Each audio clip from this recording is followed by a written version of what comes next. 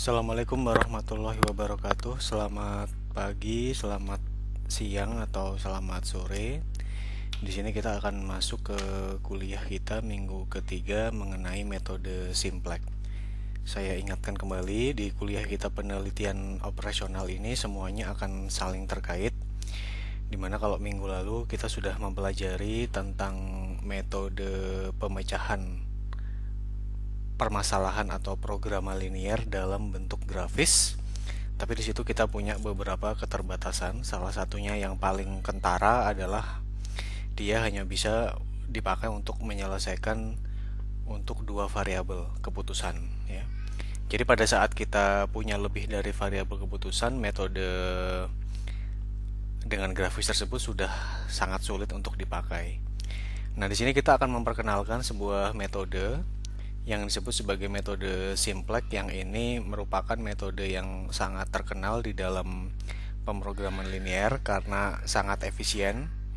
Nah, di sini yang perlu saya ingatkan adalah dalam metode Simplex ini Anda akan banyak sekali diarahkan untuk memakai yang disebut sebagai operasi baris elementer yang sudah diajarkan di kuliah matriks dan ruang vektor atau aljabar linear. Nah, jadi menjadi tugas Anda untuk mengingat kembali kira-kira OBE itu seperti apa sehingga Anda tidak keteteran ya dalam mengikuti kuliah ini. Nah, di sini kita akan membagi ke dalam tiga hal. Yang pertama adalah bagaimana kita merumuskan masalah pemrograman linear di dalam bentuk baku. Jadi ini yang perlu saya ingatkan bahwa metode Simplex itu hanya dapat dipakai pada saat programa linear yang sudah kita kerjakan tersebut hanya dalam bentuk baku. Di luar bentuk baku dia tidak bisa dipakai lagi. Nah, kemudian bagaimana kita kemudian memecahkan sistem persamaan linear. Nanti intisari dari ini Anda akan belajar apa yang disebut basis dalam sistem persamaan linear atau saya sebut sebagai SPL. Ada juga di sini yang disebut sebagai non basis. Ya, ini juga lagi-lagi sangat terkait dengan kuliah Anda pada saat Anda mempelajari metode matriks dan ruang vektor, khususnya permasalahan operasi baris elementer. Nah, ini kita akan belajar kemudian prinsip-prinsip metode Simplex ini secara aljabar atau secara kanonik gitu ya. Nah, di sini yang penting adalah Anda harus bisa memahami logikanya. Nah, karena kalau kita hanya belajar tekniknya saja, sebetulnya mungkin kelihatannya tidak sulit ya. Tapi begitu diaplikasikan kepada permasalahan yang bentuknya berbeda, biasanya mahasiswa sudah keteteran. Nah, karena jangan sampai maksudnya Anda hanya mempelajari caranya saja tanpa mengerti logika di baliknya. Baik, kita masuk ke bagian yang pertama.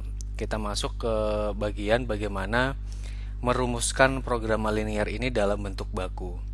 Saya ulang lagi bahwa permasalahan programa linear itu hanya bisa metode Simplex yang nanti akan kita pelajari ini hanya bisa dipakai pada saat permasalahan programa linear Anda ini hanya dalam bentuk baku, ya. Baik. Di sini sekarang saya coba tuliskan dulu di sini supaya terlihat ya. Jadi permasalahan tipikal di dalam program linear di sini kalau kita lihat begitu ya.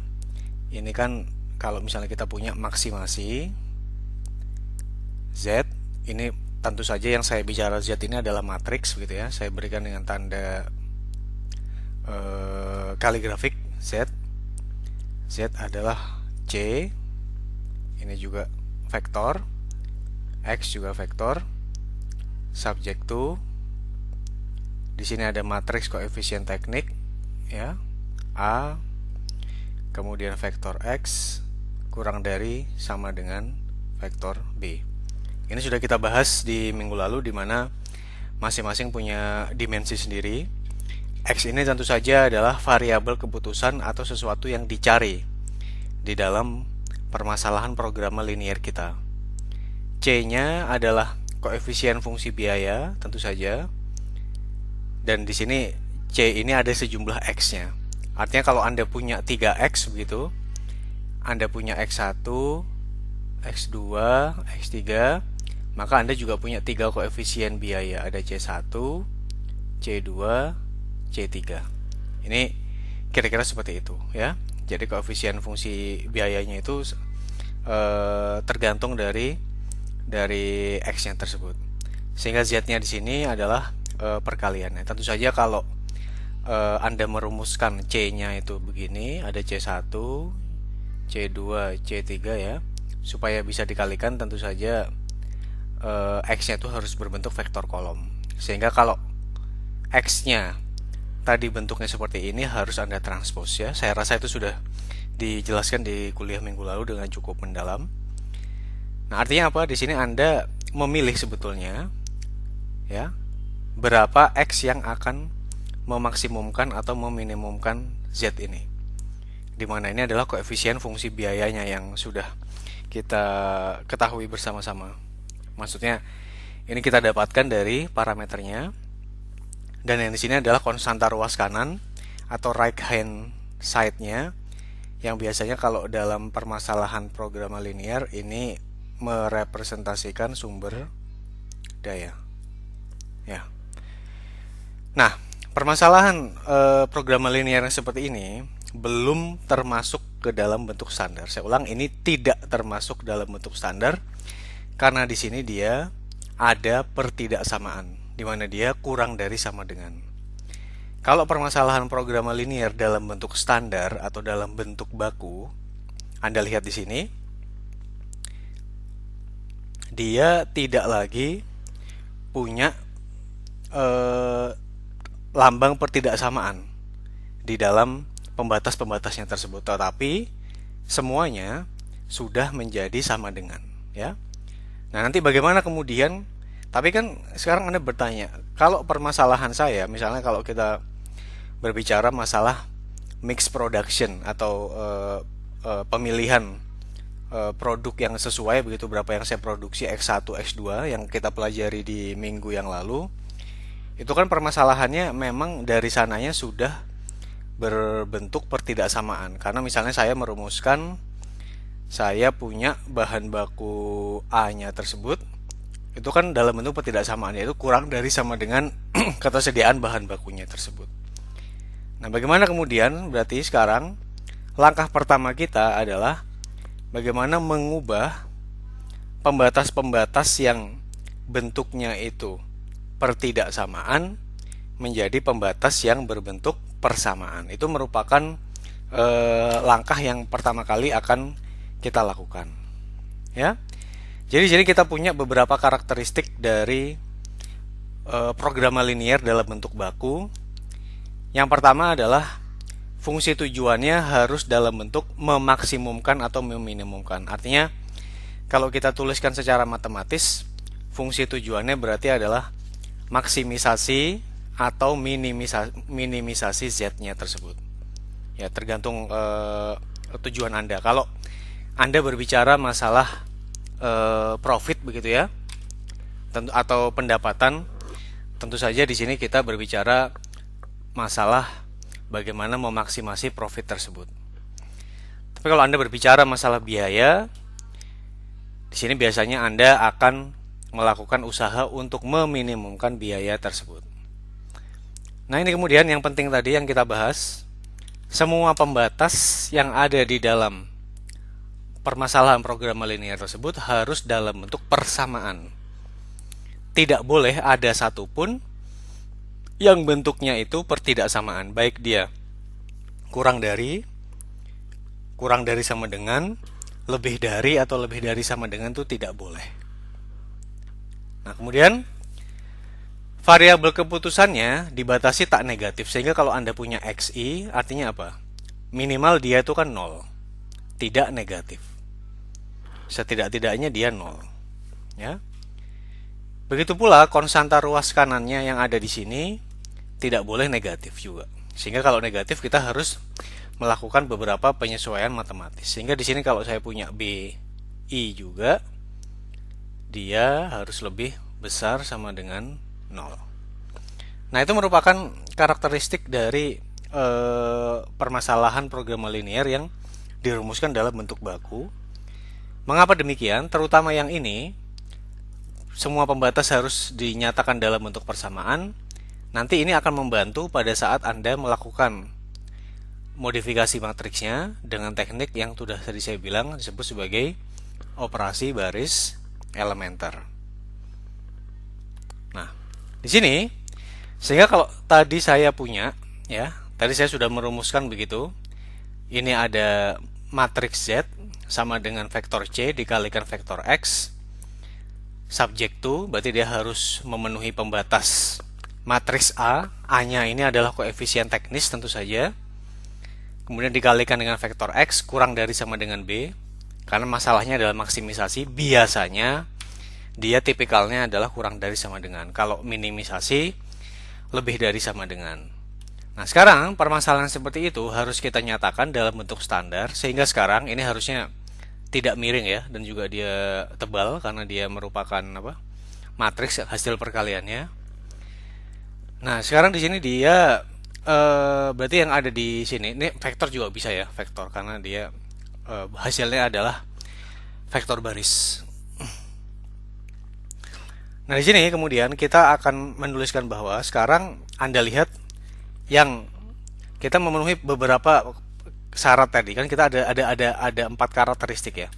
Yang pertama ini, fungsi tujuan dia maksimisasi atau minimisasi. Ini merupakan karakteristik yang pertama. Karakteristik yang kedua adalah kalau tadi Anda ingat, semua pembatasnya sekarang dia adalah sifatnya sama dengan atau persamaan, tidak ada yang sifatnya pertidaksamaan. Kemudian karakteristik yang ketiga, kalau kita lihat tadi, semua variabel keputusan adalah tidak negatif. Maka tadi saya tuliskan dia X1 lebih besar sama dengan 0. Kemudian yang ketiga di sini, ya. Kemudian yang ketiga di sini adalah konstanta ruas kanan juga tidak negatif. Nah, artinya apa di sini? Ya. Tadi saya sampaikan bahwa C-nya, mengapa dia vektor baris? Atau kita lihat X-nya dulu. X-nya berarti kan variabel keputusan. Katakanlah saya punya 2X, 2 variabel keputusan. X1, X2, maka ini adalah vektor kolom. Kemudian mengapa kemudian vektor C-nya adalah vektor baris? Berarti dia di sini adalah C1, C2. Sehingga kalau Anda melakukan perkalian antara dua buah vektor ini, dia akan menjadi C1 X1 ditambah C2 X2. Oh ya, saya mohon maaf, ini betul bahwa dia adalah variabel, bukan matriks ya, karena nilainya singular, ya, atau skalar dalam hal ini. Nah, kemudian B adalah vektor kolom, maka di sini kita punya B1, B2, katakanlah B3. Berarti kita berbicara masalah pembatas. Contoh kalau kita berbicara di permasalahan minggu lalu, ini pembatas ketersediaan bahan A, pembatas ketersediaan bahan B. Misalnya ini pembatas selisih produksi antara produk 1 dan produk 2. Sedangkan yang di sini tentu saja adalah matriksnya tadi. Ya, matriks A-nya tadi A11 itu ya. Di sini kemudian berarti kita punya ya. Di sini dia adalah untuk koefisien yang seterusnya di sini, sehingga bisa Anda tuliskan di sini adalah A M kali N. Oke. Nah, ini adalah contohnya. A11, A12, A1N, A21, A22, A2N dan seterusnya. Ya, artinya N ini apa? N tentu saja jumlah variabel keputusan atau decision variable. M-nya adalah jumlah pembatas atau jumlah constraint-nya ya. Sini kita lihat ini constraint, ini variabel keputusan. Fungsi biayanya pasti sama dengan variabel keputusannya. Nah, itu kira-kira sebetulnya kalau Anda ingin konsisten, Anda bisa mempelajari dari bentuk matriksnya. Itu biasanya lebih memudahkan kita untuk belajar. Nah, sekarang kita akan belajar bagaimana kemudian menerjemahkan permasalahan ini ke dalam bentuk baku. ya. Jadi tadi sudah kita eh, sampaikan bahwa permasalahan simplex tersebut hanya bisa dipakai pada saat bentuk program linear Anda dalam bentuk yang standar atau bentuk baku. Nah, permasalahannya adalah tidak semua tidak semua masalah pemrograman linear itu bisa dinyatakan dalam bentuk baku. Contohnya apa? Kalau kita bahas satu persatu, ya. Tadi kita sudah lihat bahwa ada beberapa pembatas yang dia dinyatakan dalam pertidaksamaan. Itu yang pertama. Ini kan tidak baku, karena kalau baku tadi salah satu karakteristiknya adalah di sini pembatasnya harus dalam bentuk persamaan. Nah, bagaimana kemudian kita menyelesaikan untuk hal seperti ini sehingga dia dapat menjadi bentuk baku? Yang berikutnya, ada variabel-variabel yang tidak dibatasi tanda, artinya dia bebas sifatnya. Nah, bagaimana kemudian cara kita mengatasi ini? Tentu saja juga harus kita selesaikan. Nah, kemudian tadi kita sudah bilang bahwa di permasalahan awal atau bentuk awal dari program linear tersebut adalah semua pembatasnya harus dalam bentuk persamaan. Padahal ada pembatas-pembatas yang dia dalam bentuk pertidaksamaan. Bagaimana kemudian cara menambahnya? Di sini salah satu teknik yang harus Anda ingat betul, ya. Kita menambahkan slack variabel atau variabel semu, ya. Ini kita sebut sebagai variabel yang sifatnya semu. Variabel semu tersebut baik dia dalam ruas kiri atau ruas kanannya tergantung kebutuhan Anda, ya. Biasanya yang paling banyak kita tambahkan dalam ruas kirinya saja untuk menambahkan variabel semuanya tersebut. Bagaimana melakukan pengubahan terhadap pembatas pertidaksamaan ini supaya menjadi persamaan? Sebetulnya ini tidak perlu dihafalkan, ya, tetapi Anda bisa menarik begitu kira-kira logikanya bagaimana. Nah, sekarang bagaimana kalau pertidaksamaannya itu sifatnya adalah kurang dari sama dengan, ya. Sekarang coba Anda ambil kondisi seperti ini. Ini yang saya tuliskan di sini, ya, yang saya berikan tanda kurung kurawal ini adalah A. Nah, sekarang coba ilustrasikan misalnya A sama dengan 8, ya. Apakah 8 kurang dari sama dengan 10? Tentu saja ya.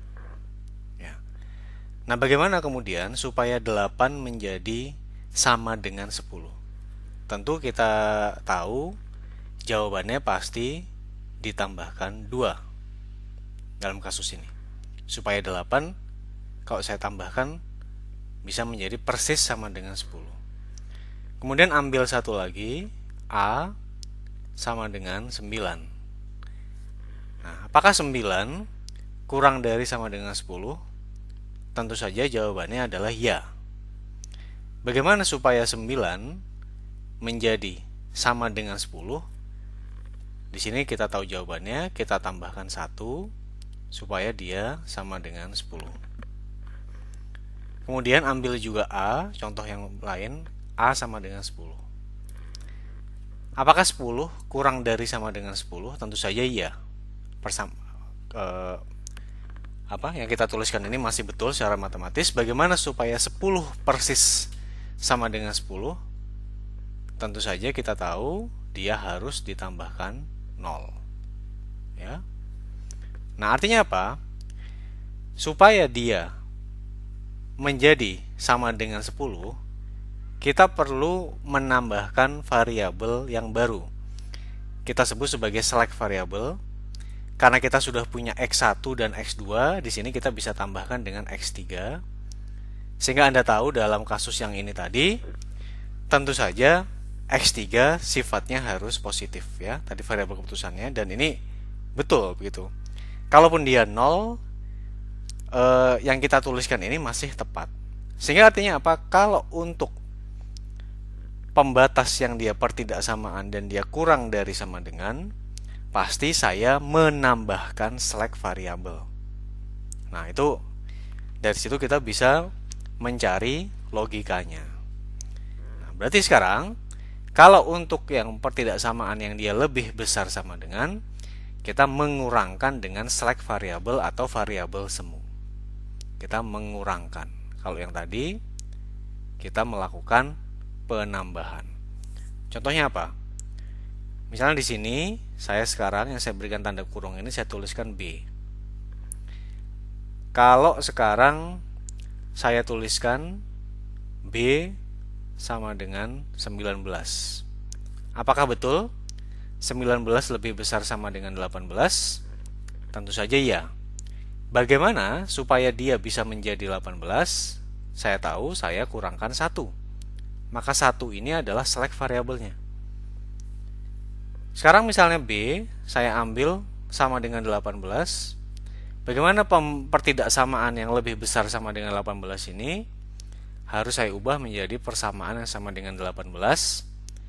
Maka di sini saya mengurangkan dengan select variabel juga 0. Nah, sehingga di sini terpenuhi. Nah, oke, kata kuncinya adalah kalau dia kurang dari sama dengan, maka Anda menambahkan dengan select variabel. Kalau dia lebih besar sama dengan, maka Anda mengurangkan dengan select variabel, di mana select variabelnya harus lebih besar sama dengan 0.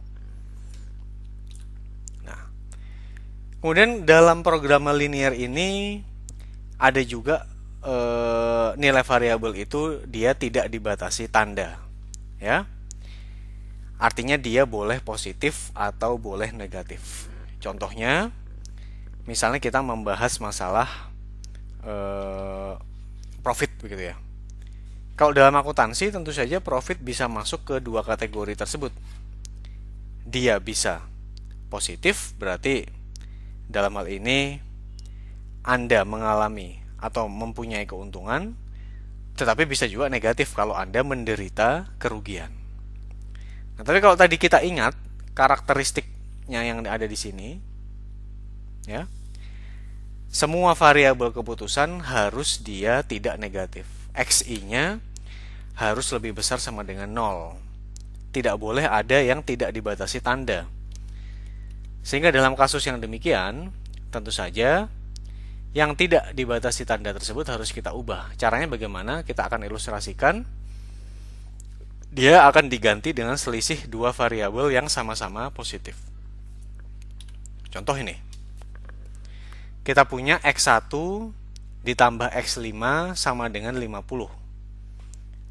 Dimana kita tahu bahwa X1-nya merupakan hal yang positif, X5-nya tidak dibatasi oleh tanda. Nah, maka di sini, ya, kalau saya melakukan pengesetan, ini ada X6 dan X7, di mana baik X6 dan juga X7 dia itu lebih besar sama dengan 0. Saya kemudian tuliskan bahwa X5 sama dengan X6 minus X7, ya. Maka saya bisa menuliskan sekarang di sini X1 ditambah X5-nya, dia X6 minus X7 sama dengan 50. Ya, maka saya punya X1 tambah X6 minus X7 sama dengan 50, di mana X1, X2 dan X3 lebih besar sama dengan 0, ya. Itu kira-kira cara kita menuliskannya, ya. Saya rasa cukup straightforward ya, atau cukup jelas, bisa dipahami seharusnya dengan cukup mudah. Nah, kemudian sekarang kita punya beberapa definisi dasar yang terkait dengan metode simplex ini. Kita mendefinisikan yang disebut sebagai solusi layak, gitu ya. Tadi kan kita masuk ke permasalahan kita. Permasalahan kita kan adalah memilih X yang akan memaksimumkan atau meminimumkan, yang mana X-nya itu harus masuk ke pembatas ini. Sehingga kalau kita definisikan secara matematis, maka tentu saja X itu merupakan himpunan vektor tidak negatif yang memenuhi persamaan ini. Nah, apa maksudnya? Kalau Anda ingat kuliah minggu lalu tentang metode linear dalam bentuk grafis, alternatif vektor X-nya itu kan banyak. Kalau kita gambarkan secara grafis begitu ya, katakanlah saya ini adalah X1, ini adalah X2, kemudian ini adalah solusi layak yang saya arsir ini. Sebetulnya kan yang layak kan ada di sini. 1, 2, 3, 4, 5. Ya. Kita tahu bahwa yang layak adalah titik-titik pojoknya. Sehingga apa di sini? Yang disebut sebagai daerah layak adalah daerah yang memenuhi kondisi ini. Kalau sesuai dengan himpunan ini, tentu saja tidak semua titik pojoknya. Maksud saya tidak hanya titik pojoknya, tapi ini juga daerah layak, ini daerah layak, ini solusi layak, antara ini juga sama. Sehingga kalau saya berbicara ini merupakan himpunan, berapa kemudian jumlah S, tentu saja akan sama dengan tak hingga. Karena kalau secara matematis, misalnya saya mengambil dua buah jarak, ini A, kemudian yang ini B. Kalau saya punya titik awalnya adalah A dan titik akhirnya adalah B, jarak antara kedua titik itu secara matematika, kemudian berapa titik yang ada di antara kedua titik jarak tersebut tentu saja adalah tak terhingga. Ya. Tapi khusus untuk yang ada di daerah layak tersebut. Sehingga bagaimana cara kita membacanya? Secara matematis adalah daerah solusi layaknya tersebut adalah yang memenuhi persamaan pembatasnya tadi, di mana ini adalah A, koefisien teknis, ini adalah vektor dari variabel keputusan, ini adalah vektor dari koefisien sumber daya, dan ada syarat yang lain lagi, ya, yang disebut sebagai variabel keputusannya harus lebih besar sama dengan 0. Ya. Nah, di sini kemudian secara matematis, kalau tadi Anda sudah ingat, kalau Anda masih ingat bagaimana cara kita menggambarkan secara grafis di minggu yang lalu, kalau ternyata tidak ada singgungan antara beberapa constraint tersebut, kosong begitu ya. Misalnya S-nya berupa himpunan kosong, maka dia dibilang permasalahan program linear ini merupakan masalah yang tidak layak karena tidak ada ruang solusinya. Solusinya merupakan himpunan kosong sehingga Anda tidak bisa mencarinya dengan cara apapun. Oke. Nah, itu tadi merupakan solusi layak. Kemudian apa kemudian definisi solusi optimal? Jadi dia merupakan vektor X star atau X bintang yang mana dia itu satu layak dan nilai fungsi tujuannya lebih besar dari semua solusi layak yang lain. Sekarang ya, kalau misalnya saya memiliki vektor X, tentu saja secara matematis saya bisa gambarkan anggotanya ada X1, vektor X yang pertama, vektor X yang kedua, sampai katakanlah vektor X yang ke N, di mana ini adalah anggota dari himpunan S, vektor yang layak yang tadi yang sudah kita bahas bersama. Nah, apa yang disebut sebagai optimal? Katakanlah kita tahu bahwa X2 ini adalah vektor yang optimal. Artinya bagaimana? X2 lebih besar dari X1. X2 lebih besar dari X3 kalau memang ada X3. Dan juga X2 lebih besar dari Xn. Misalnya memang tadi kondisinya X2 itu adalah solusi yang optimal. Nah, sehingga artinya apa? Di sini bukan X2 langsung yang lebih besar, tetapi adalah Kalau kemudian X2 tersebut saya kalikan dengan koefisien biaya tadi, kalau ini memang masalah maksimisasi, maka koefisien biayanya tadi berarti ini C dikalikan X bintang, tentu saja adalah Z bintang, itu lebih besar daripada Z yang lain. Ya. Jadi artinya bagaimana? Kita mencari nilai vektor X-nya tersebut yang akan memaksimasi atau meminimalisasi fungsi tujuannya. Kalau ini merupakan masalah minimisasi, berarti saya bisa tuliskan kondisinya adalah C X bintang kurang dari sama dengan C X. Ini tetap sama. Dia merupakan anggota X. Untuk setiap X dia elemen dari S. S-nya adalah ruang solusi yang layak, ya. Itu cara kita melakukan definisi. Oke. Nah, tadi kita sudah melihat juga di kuliah minggu lalu bahwa kalau permasalahan programa linier yang memiliki lebih dari solusi optimal, maka dia disebut sebagai permasalahan dengan solusi optimal alternatif atau alternate optimal solution. Sedangkan kalau permasalahan programa linier yang solusinya hanya ada satu, maka dia permasalahan yang unik nilai optimalnya. Hanya ada satu seperti yang kita contohkan di minggu lalu pada saat membahas grafis. Kemudian kalau dia juga tidak mempunyai nilai optimum tertentu, artinya kalau kita makin di sini kita memperbesar XI, Z-nya akan makin besar juga, maka dia merupakan solusi yang sifatnya unbounded. Z-nya akan menuju tak hingga. Kalau ini masalah maksimisasi. Kalau ini masalah minimisasi, tentu saja yang disebut sebagai unbounded solution, dia akan menuju bukan plus di sini, tetapi adalah minus tak hingga.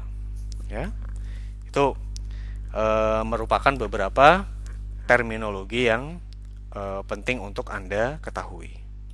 Ya, saya rasa itu untuk segmen yang pertama.